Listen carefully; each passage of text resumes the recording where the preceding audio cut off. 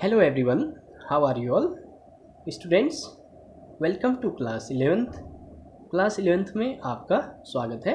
Students, यहाँ पे देखिए NCERT maths class 11th chapter number first sets के बारे में हम यहाँ पे पढ़ेंगे। बिफोर दैट कुछ चीज़ें डिस्कस कर लेते हैं। स्टूडेंट्स, अगर क्लास 11th में आपने मैथ्स सब्जेक्ट लिया है तो स्टूडेंट्स इसको बहुत अच्छे से आपने स्टडी करना होगा और अच्छे से प्रैक्टिस करना होगा, क्योंकि अभी तक जो आपने मैथ्स पढ़ी है 10th तक की उससे थोड़ा डिफरेंट होगा और लेवल टफ होगा।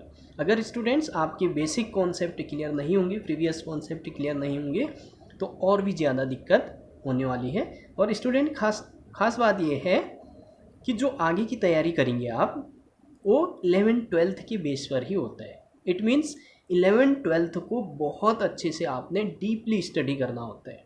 स्टूडेंट्स, एक एक कॉन्सेप्ट को आपने ध्यान में रखते हुए एक एक चीज़ें डीपली सीखना होगा यहाँ पे, राइट। तो क्योंकि कोई भी एंट्रेंस एग्ज़ाम कहीं भी टेस्ट देने जाएंगे या किसी भी एंट्रेंस कहीं भी एडमिशन के लिए इंटर के बाद आप जाएंगे तो 11th-12th बेस पर ही पूछा जाता है, राइट। तो 11th-12th बहुत अच्छे से पढ़ना है, एक एक कॉन्सेप्ट क्लियर करते हुए जाना है। यहाँ पे कोई भी चीज़ें छोड़ना नहीं है। अगर एक भी चीज़ें छोड़ दी या फिर कोई भी टॉपिक आपने छोड़ दिया तो आगे जाके दिक्कत पैदा ज़रूर करेंगे। तो स्टूडेंट्स देखिए, अगर आप मैथ्स ले रहे हैं तो एटलीस्ट 2 आवर, कम से कम 2 घंटे पर डे आपको प्रैक्टिस करनी होगी, राइट। इसके अलावा NCERT तक आप सीमित नहीं रहेंगे। NCERT के अलावा और भी क्वेश्चंस होते हैं, RD शर्मा होते हैं, और भी राइटर्स के बुक्स होते हैं, ऑल इन वन होते हैं, वहाँ से भी आपने स्टडी करना है। यहाँ पे 11th-12th में जो है केवल NCERT से ही नहीं पूछे जाते क्वेश्चन, एक्स्ट्रा क्वेश्चंस भी पूछे जाते हैं।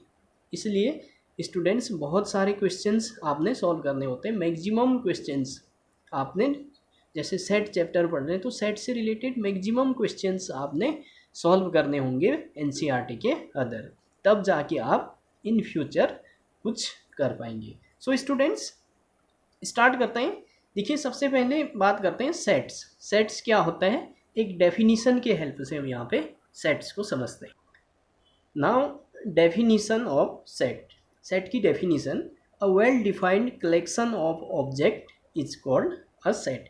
यहाँ पे देखिए, a well defined collection of object, यानी किसी भी ऑब्जेक्ट का जो वेल डिफाइंड कलेक्शन होता है। कलेक्शन हम किसी का भी हो सकता है, उसको वेल डिफाइंड मतलब बहुत अच्छे तरीके से उसको डिफाइंड होना चाहिए, तब जाके हम उनको सेट कहेंगे। ओके, जैसे total number of students in your class या फिर number of students in your class, ये क्या हो गया, सेट हो गया। वेल डिफाइंड का मतलब होता है कि person to person not change. इसको याद कर लीजिए, person to person does not change, यानी कोई भी कलेक्शन आप लेंगे तो पर्सन टू पर्सन चेंज नहीं होना चाहिए।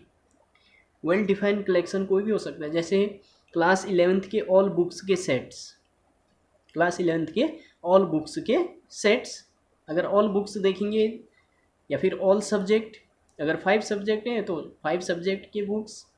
ओके, तो पर्सन टू पर्सन चेंज नहीं होना चाहिए। मतलब जैसे most talented person in India, जैसे most talented person in India कह दिया मैंने। देखिए, मोस्ट टैलेंटेड पर्सन जो है ये पर्सन टू पर्सन चेंज हो जाएगा। ओके, पर्सन टू पर्सन इसलिए चेंज हो गया। या फिर intelligent student in your class, intelligent student in your class, ये सेट नहीं होगा। क्यों नहीं होगा? क्योंकि intelligent student person to person change हो सकता है।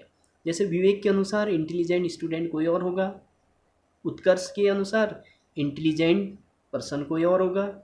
ओके, सिमिलरली दिया के अनुसार इंटेलिजेंट पर्सन कोई और होगा, और मेरे अनुसार इंटेलिजेंट पर्सन कोई और होगा।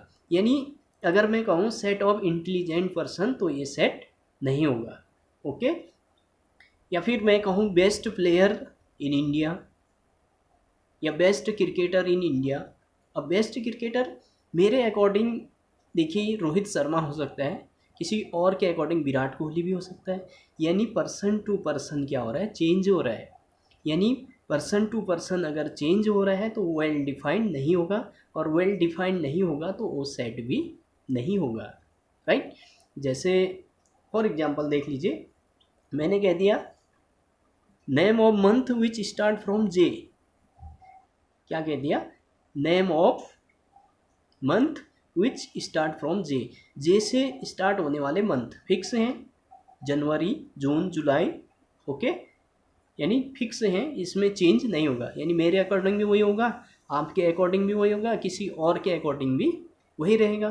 तो पर्सन टू पर्सन चेंज नहीं हो रहा है, मतलब दिस इज अ सेट या फिर वेल डिफाइंड। आई होप आप समझ गए होंगे कि वेल डिफाइंड मतलब क्या हुआ, राइट। वेल डिफाइंड मतलब होता है कि पर्सन टू पर्सन चेंज नहीं होना चाहिए। या फिर एक एग्जांपल और देख लीजिए, बेस्ट राइटर इन इंडिया।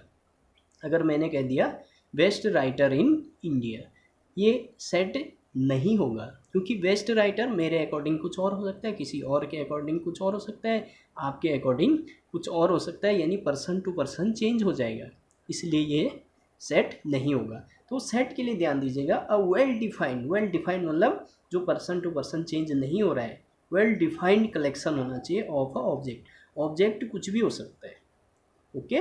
कोई भी ऑब्जेक्ट हो वेल डिफाइंड होना चाहिए, तो हम उसको क्या कहेंगे, सेट कहेंगे, okay. Now the students, sets are usually denoted by the capital letters. यानी इंग्लिश अल्फ़ाबेट के कैपिटल लेटर से इनको डिनोट किया जाता है, A B C X Y Z, A B C D E F G, यानी X Y Z, यानी जितने भी कैपिटल लेटर्स हैं उनसे सेट्स को डिनोट करते हैं हम। The elements of set are represented by small letters A B C X Y Z. यानी इनके जो एलिमेंट्स होते हैं, सेट्स के एलिमेंट्स होते हैं, उनको स्मॉल लेटर के ए बी सी से रिप्रेजेंट करते हैं।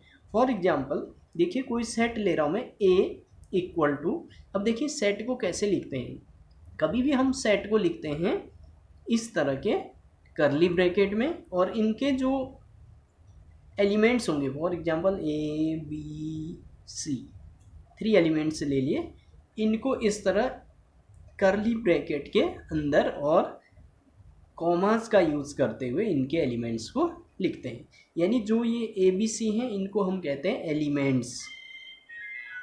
क्या कहते हैं, एलिमेंट्स।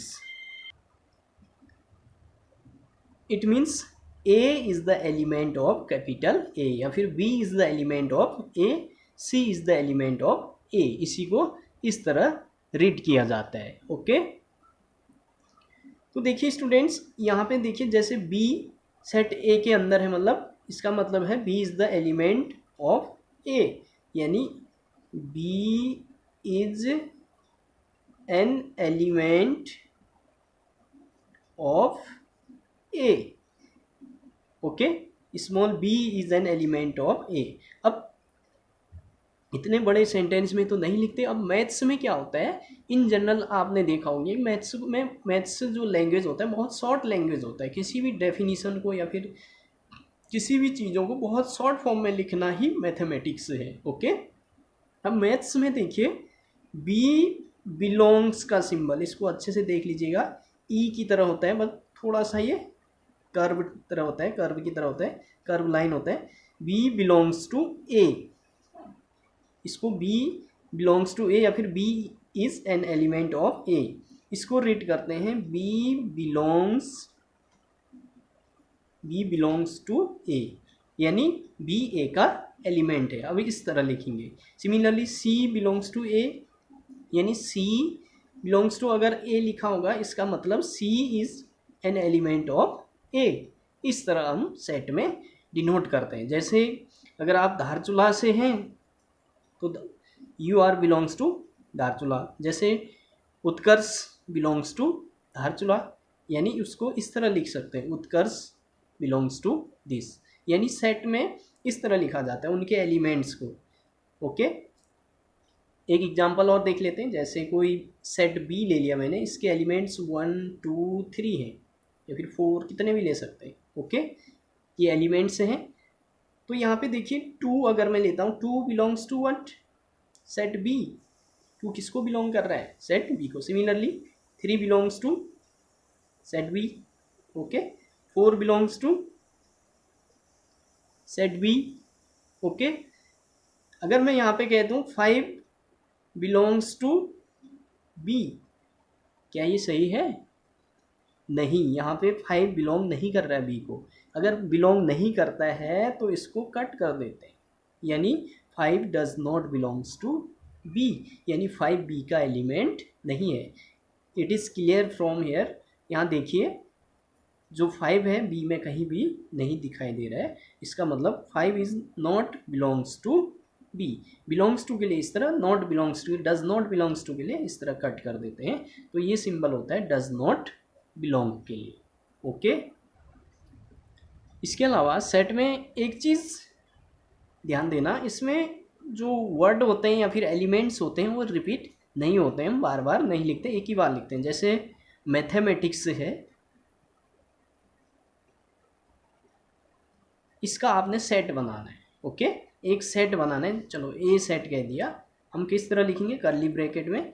अब इनमें देखिए, इसमें पहले एम आया, फिर कॉमा का यूज़ करते हैं, ए आया, फिर क्या आया, टी, फिर ई, देखिए फिर से एम आ रहा है, एम ऑलरेडी लिख चुके हैं तो एम दोबारा यहाँ पे रिपीट नहीं होते, कोई भी एलिमेंट्स रिपीट नहीं होते। तो एम छोड़ देंगे, ए ऑलरेडी यहाँ पे आ चुका है, ए भी छोड़ देंगे, टी ऑलरेडी आ चुका है, इसको भी छोड़ देंगे। देन सी नहीं आया तो सी लिखेंगे, और एस नहीं आया तो इसको भी लिख लेंगे, और कर्ली ब्रैकेट क्लोज।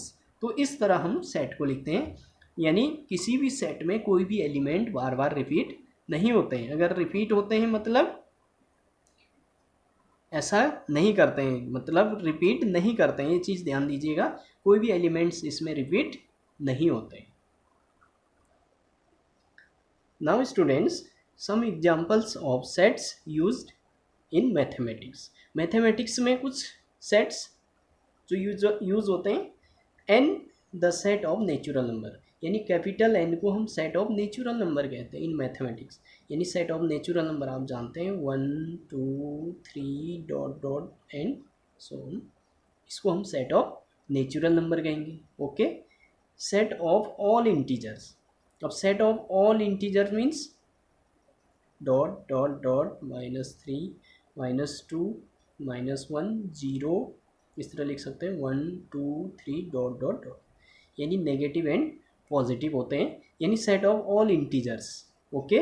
दस Q means the set of all rational number, जितने भी रैशनल नंबर्स होते हैं उनका सेट। इसको हम इस फॉर्म में नहीं लिख सकते हैं क्योंकि रैशनल नंबर्स क्या होते हैं, पी अपॉन क्यू के फॉर्म में होते हैं, बहुत सारे नंबर्स होते हैं, इनको रिप्रेजेंट कर पाना मुश्किल है। यानी कैपिटल क्यू मतलब set of all rational number, R the set of real numbers, यहाँ यानी जहाँ जहाँ आर दिखेगा आप सेट ऑफ रियल नंबर्स कहेंगे, okay. Z plus the set of positive integers, यानी Z plus set of positive integers कहते हैं। Q plus the set of positive rational numbers, R plus the set of positive real number.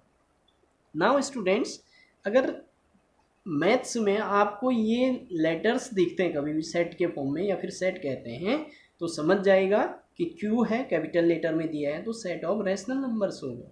जैसे are plus है मतलब the set of positive real numbers. यानी आज के बाद कोई भी इनमें से लेटर्स आपको दिखते हैं मैथमेटिक्स में तो ये सेट होंगे इनके, ओके। तो इस तरह इनको ध्यान में रखिएगा। Now the students, representation of sets. Sets को हम किस तरह रिप्रेजेंट करते हैं, इसके लिए 2 वेज हैं, 2 मेथड होते हैं किसी भी सेट्स को रिप्रेजेंट करने के लिए। इन जनरल हम 2 मेथड यूज़ करते हैं। पहला मेथड है रोस्टर फॉर्म, या फिर इसको टेबुलर फॉर्म भी कहते हैं और लिस्टिंग मेथड भी कहते हैं। इन तीनों का मतलब एक ही है। इन जनरल ज़्यादातर हम रोस्टर फॉर्म यहाँ पे यूज़ करते हैं, okay, roster form. And second one set builder form और रूल मेथड, एक रूल बना देते हैं इसमें, इसको रूल मेथड भी कहते हैं, ओके। यानी किसी भी सेट को या फिर इन जनरल हम सेट को 2 वेज में रिप्रेजेंट करते हैं।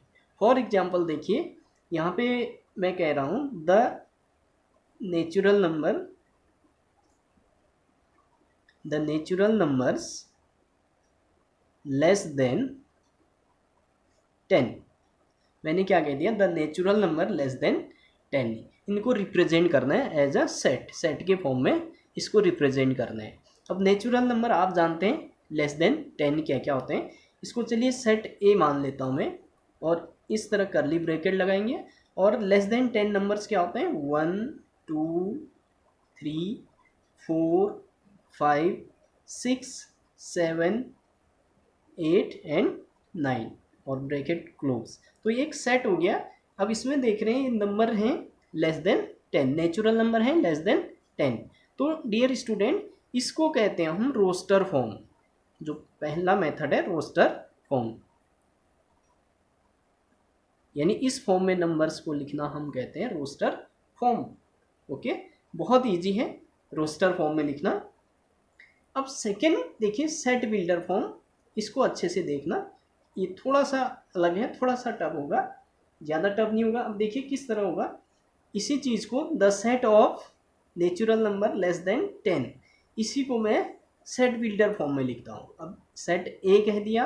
ओके, अब देखिए इसके अंदर सिंगल एलिमेंट, हर सिंगल एलिमेंट के बाद क्या होता है, कॉमा यूज़ करते हैं।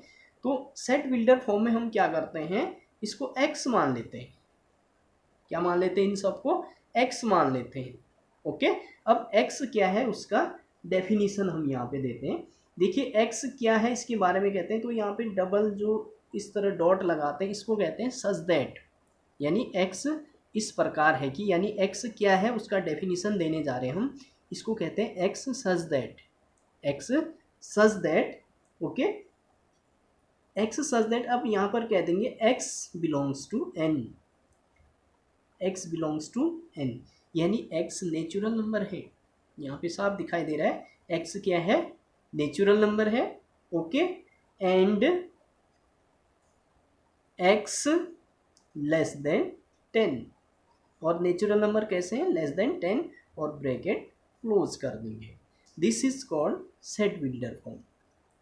सेट बिल्डर फॉर्म, इसी को क्या कह देते हैं, सेट बिल्डर फॉर्म कहते हैं। ओके, तो देखिए दोनों फॉर्म यहाँ पे मैंने लिख दिए हैं, दोनों का मतलब बिल्कुल एक ही है। रोस्टर फॉर्म में हम क्या करते हैं, जैसे the natural number less than 10 थे, ए इक्वल टू इस तरह करली ब्रैकेट लगा दी और सारे नंबर्स यहाँ पे दिखा दिए। तो ये क्या हो गया, set of natural numbers less than 10, 1 2 3 इस तरह इस फॉर्म में लिखते हैं, तो रोस्टर फॉर्म कहते हैं। और इस तरह देखिए यहाँ पे वर्ड में लिख देते हैं या वेरिएबल के टर्म में अगर हम लिख देते हैं तो ये होता है सेट बिल्डर फॉर्म। क्या होता है, सेट बिल्डर फॉर्म। यानी ए इक्वल टू एक्स कह दिया हमने, वो एक्स क्या है, ये सारे हैं एक्स क्या है, यानी एक्स इक्वल टू क्या हो जाएंगे यहाँ पे, एक्स इक्वल टू अगर बात करूँ तो एक्स इक्वल टू यहाँ पे लिख दे रहा हूँ मैं अलग से, एक्स इक्वल टू ये सारे हो जाएंगे 1 2 3 4 5 6 7 8 9। यानी एक्स को एक वर्ड में कह दिया हमने, सेट बिल्डर फॉर्म में एक वर्ड में कहना होता है। फिर वो एक्स क्या है उसके बारे में डेफिनेशन, जरूरी नहीं है आप एक्स ही कहें, वाई भी कह सकते थे। फिर सच दैट, यहाँ पर देखिए ये डबल डॉट सच दैट, यानी आप एक्स के बारे में कहना चाह रहे हैं या फिर एक्स क्या है उसका डेफिनेशन यहाँ पे देना चाह रहे हैं। तो X such that X belongs to N, मतलब एक्स नेचुरल नंबर है, मैथमेटिक्स लैंग्वेज में एक्स नेचुरल नंबर है, एंड एक्स लेस देन 10, और एक्स क्या है लेस देन 10 ब्रैकेट क्लोज। ये सेट बिल्डर फॉर्म हो गया। ओके, अगर आपको कभी देखिए इस तरह अगर दिया हो, सेट बिल्डर फॉर्म में दिया हो, आप रोस्टर फॉर्म में चेंज कर सकते हैं। देखिए set A equal to X की जगह देखिए आप एलिमेंट्स लिखेंगे such that X belongs to N, यानी एक्स नेचुरल नंबर लिखेंगे, एक्स लेस देन 10 लिखेंगे तो 1 2 3 4 5 6 7 8 9 इस तरह लिख सकते हैं। यानी आप सेट बिल्डर फॉर्म से रोस्टर फॉर्म में या फिर रोस्टर फॉर्म से सेट बिल्डर फॉर्म में चेंज कर सकते हैं। ओके, एक और एग्जांपल देख लीजिए। जैसे मैंने कह दिया the set of even numbers, the set of even numbers. Even numbers आप जानते हैं स्टूडेंट्स, इवन नंबर क्या होता है। सबसे पहले चलिए रोस्टर फॉर्म में लिख रहा हूँ मैं, रोस्टर फॉर्म में हम कैसे लिखते हैं, नंबर्स लिखते हैं। अब इवन नंबर्स क्या होते हैं, 2 4 6 डॉट डॉट डॉट, और यहाँ से ब्रैकेट क्लोज कर देंगे। तो ये क्या हो गया, set of even numbers. Dot dot dot का मतलब ये होता है कि ये चलते रहते हैं, नेवर एंड, कभी ख़त्म नहीं होते हैं। तो ये रोस्टर फॉर्म में लिख दिया आपने। कौन से फॉर्म में लिख दिया, रोस्टर फॉर्म में।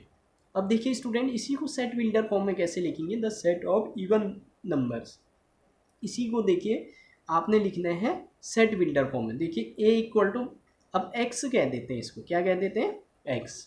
एक्स, अब डबल डॉट लगाएंगे, एक्स सच दैट, यानी एक्स क्या है, एक्स इक्वल टू 2n कह दिया। आपको पता होगा 2 के मल्टीपल होते हैं, मल्टीपल ऑफ 2 इज कॉल्ड क्या, multiple of 2 is called even number. यानी 2n कह देंगे तो इवन नंबर। यहाँ लेकिन यहाँ पे n के बारे में कहना होगा, n कॉमा लगा के, n belongs to capital N।